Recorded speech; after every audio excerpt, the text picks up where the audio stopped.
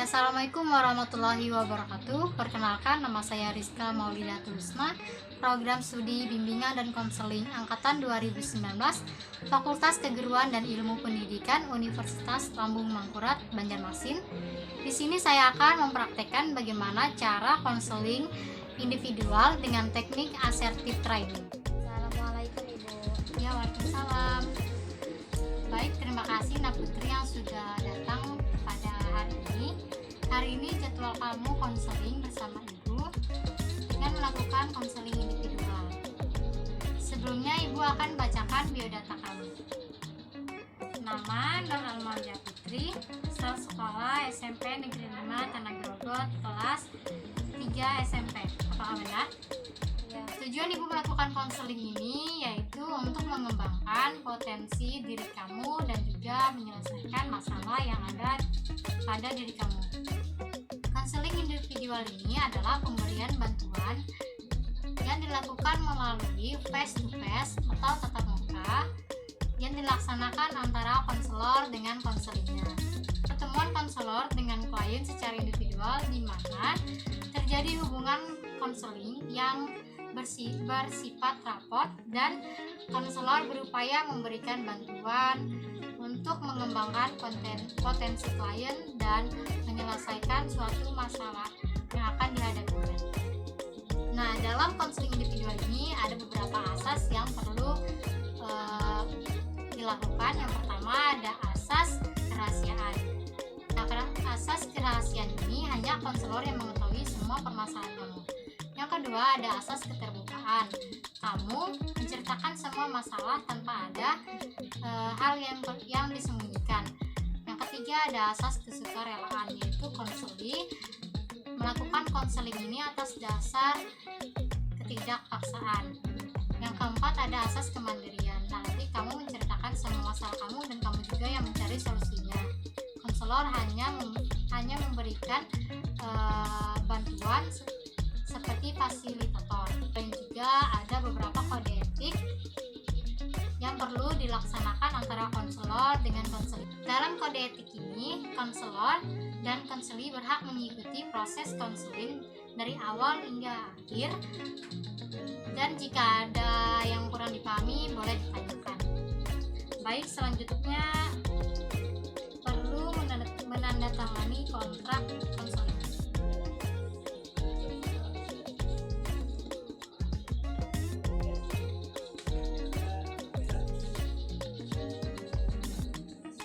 Baik, kita mulai saja proses konselingnya.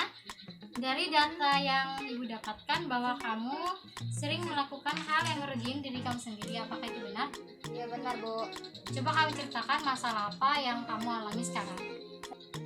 Jadi Ibu, saya kan belajar daring, dan belajar daring ini saya cemas Bu mengenai kerja kelompok yang dibuat oleh guru. Anggota kelompoknya kan Bu milih sendiri. Jadi teman geng saya ngajak saya kelompok, padahal saya mau nolak Bu, dan ini terjadi sama saya. Kenapa kamu nolak ajakan teman kamu? Karena Bu, saya tahu mereka itu kalau dikasih tahu kelompoknya malah gak dikerjain, meskipun kerjain mereka ngerjain pas mepet waktunya. Oke. Kenapa kamu nggak negur mereka buat ngerjain juga? Saya takut Bu, dulu juga pernah waktu belajar sekolah saya buat kelompok dengan teman saya, dan saya juga sendirian yang ngerjain. Pas saya tegur mereka malah diam, susah diajak kerjasama dan malah marah Ibu. Jadi otomatis saya sendiri yang ngerjain, karena juga kan Bu, kalau bukan saya yang ngerjain nanti nggak ada nilai buat saya meskipun saya ngerjain semuanya. Oke, berarti kamu termasuk siswa yang tidak asertif. Tidak asertif itu apa Bu?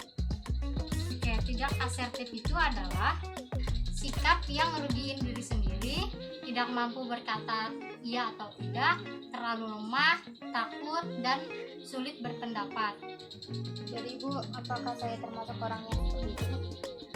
Iya, karena kamu takut negur teman kamu dan ngerelain diri kamu buat ngerjain semua tugas mereka. Baik, Ibu tanya, kenapa kamu takut negur teman kamu? Karena karena Bu kalau mereka marah mereka nggak mau teman saya, jadi saya takut tuh kalau mereka nggak teman saya sendiri yang tidak ada teman. Kau mau terus-terusan tidak asertif seperti ini? Tidak Bu, karena masalah ini terus merugiin diri saya juga mau bersikap tegas sama diri saya sendiri dan mau ngomong baik-baik ke mereka tentang pengerjaan tugas ini, tapi saya takut Bu. Kamu harus cari solusi agar masalah ini bisa diselesaikan. Saya pernah berpikiran buat cari solusi ini, misalnya saya mau buat peraturan dan kelompok serta saksi yang tidak ikut kerjain. Saya juga mau bersikap tegas dan membagi materi dengan adil. Baik, berarti kamu punya rencana supaya diri kamu menjadi lebih asertif. Apakah benar? Ya Bu, tapi saya takut dan cemas. Oke, langkah selanjutnya kamu yaitu melatih ketegasan pada diri kamu. Kamu harus belajar bahwa kamu bisa ngelakuin apa yang kamu lakuin tanpa merugikan orang lain. Nah, utarakan semua solusi tadi dengan baik sama teman-teman kamu. Jangan tunjukkan sikap lemah dan juga lunak. Baik Bu, saya akan mencoba untuk bersikap tegas. Tapi Bu, bagaimana kalau mereka masih saja tidak membantu ngerjain tugas itu Bu? Apakah saya perlu memberikan ketegasan jika yang tidak mengerjakan namanya akan dicoret? Iya tentu, tapi sebelum itu kamu harus mendorong mereka untuk mengerjakan tugasnya sesuai porsi masing-masing. Nah, jika ada yang tidak mereka pahami, kamu harus bersedia untuk membantu, tetapi bukan untuk mengerjakan tugasnya. Baik, coba kamu praktekkan kepada ibu solusi tindakan yang kamu ambil tanpa rasa gugup atau cemas. Nah, anggap ibu sebagai teman-teman kamu yang tidak mengerjakan tugasnya. Guys, jadi gini, kita kan berkelompok. Alangkah baiknya kita mengerjakan tugas sama-sama, bukan satu atau dua orang yang mengerjakan, tetapi semuanya ikut bekerja.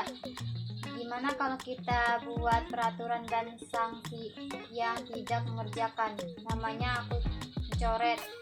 Nanti kita sama-sama membagikan materi dengan adil, dan juga ada yang tidak paham sama tugasnya, aku siap buat bantu. Bagus, apakah kamu tadi gugup pas ngutarain pendapat kamu tadi? Enggak Bu. Kalau begitu kamu perlu mengimplementasikan pada situasi nyata. Katakan yang kamu katakan tadi tanpa rasa takut.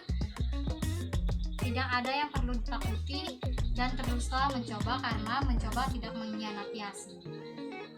Baik Bu, terima kasih atas bantuan yang Ibu berikan hari ini. Ya, sama-sama.